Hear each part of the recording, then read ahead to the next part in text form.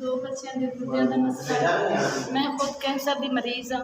3 साल पहले मेरा इलाज होता रहा। मैं इलाज करवा के घर आई हाँ। पिछू अगू मेरे बच्चे वेखे तो बीमार है। 2 साल तो इन्होंने बच्चों का इलाज हो रहा। तो मैं बहुत गरीब हाँ। मेहरबानी करके साड़ी कुछ इमदाद की जाए।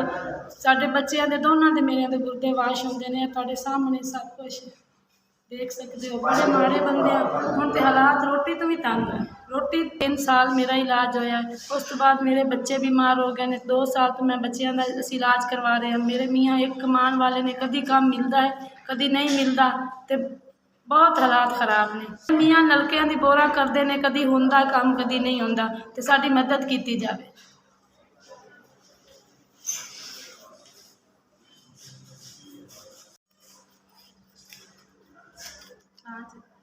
5,000 SBS का मैं बहुत शुक्रगुजार हाँ कि उन्होंने मेरी 5,000 मदद की है। अल्लाह उन्होंने बहुत ज़्यादा दे।